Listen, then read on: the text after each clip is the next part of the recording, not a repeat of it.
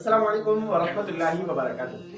ایک ایسا خواب کہ جس نے زندگی بھر کے لیے بندے کو دلائل الخیرات شریف پڑھنے کا پابند بنا دیا۔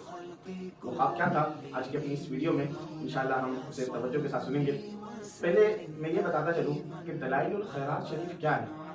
یہ وہ عظیم کتاب ہے کہ جس کے پڑھنے والے کا تعلق نبی کریم رؤوف الرحیم صلی اللہ علیہ وسلم کے ساتھ ہو جاتا ہے۔ یہ وہ عظیم کتاب ہے کہ جو درودوں کا مجموعہ ہے۔ یہ وہ عظیم کتاب ہے کہ جو اسے پڑھتا ہے تو اس کے کام بننے لگ جاتے ہیں۔ اور یہ کتاب آپ گوگل سے ڈاؤن لوڈ بھی کر سکتے ہیں۔ دلائل الخیرات شریف کے نام سے یہ آپ کو وہاں مل جائے گی۔ اللہ کرے کہ آپ اور میں بھی اس کے پابند بن جائیں۔ دلائل الخیرات شریف کے حوالے سے علماء کرام کا، بزرگان دین کا کہنا ہے جو اسے پڑھنے لگ جاتا ہے نا، اور اس حوالے سے بھی کہا کہ جو اسے ایک بار بھی پڑھے اور جس مقصد کے تحت پڑھے تو اس کا وہ مقصد جو ہے پورا ہو جاتا ہے، اس کا وہ مقصد مکمل ہو جاتا ہے۔ ایک واقعہ سنتے ہیں جس کا عنوان ہم نے سنا کہ ایسا خواب کہ جس کی وجہ سے بندہ زندگی بھر کے لیے دلائل الخیرات شریف پڑھنے کا پابند بن گیا۔ وہ خواب کیا تھا؟ ایک شخص ہے، وہ کہتا ہے کہ میں 2 سال سے دلائل الخیرات شریف پڑھ رہا تھا، پابندی سے پڑھتا تھا۔ کبھی ایسا نہیں ہوا کہ ایک دن میں نے ناغہ کیا ہو۔ ایک دن ایسا ہوا کہ میں دلائل الخیرات شریف پڑھنا بھول گیا اور میں سو گیا۔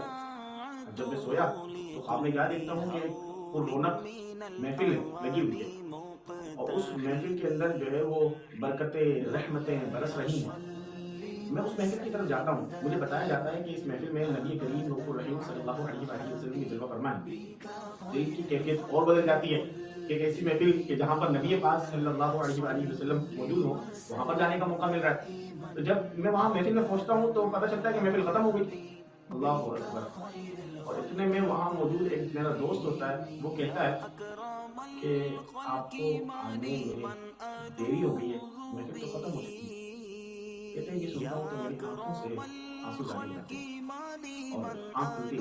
جب آنکھ کھلتی ہے تو مجھے یاد آتا ہے کہ آج میں نے دلائل الخیرات شریف نہیں پڑھی، وہ کتاب کہ جو درود و سلام کا مجموعہ ہے، آج وہ پڑھنے سے میں رہ گیا ہوں۔ کہتے ہیں کہ وہ دن ہے اور آج کا دن ہے، کوئی ایسا دن نہیں گزرا کہ میں نے دلائل الخیرات شریف نہ پڑھی۔ میں پابندی سے اب دلائل الخیرات شریف پڑھتا ہوں۔ میں آپ سب سے بھی عرض کروں گا کہ آپ بھی اپنی زندگی کا معمول بنائیں۔ اگر کبھی آپ نے دلائل الخیرات شریف نہیں پڑھی تو انشاءاللہ آپ کو کمنٹ باکس میں لنک مل جائے گا، اسے ڈاؤن لوڈ کیجیے گا، دلائل الخیرات شریف پڑھیے گا۔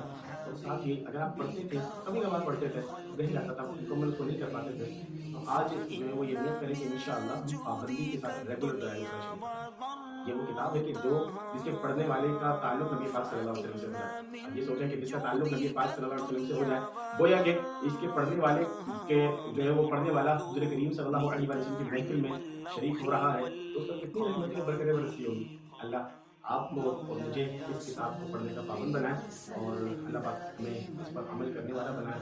اللہ پاک ہمیں درودوں کے ساتھ تعلق کو مضبوط رکھنے کی توفیق عطا فرمائے۔ السلام علیکم ورحمۃ اللہ وبرکاتہ۔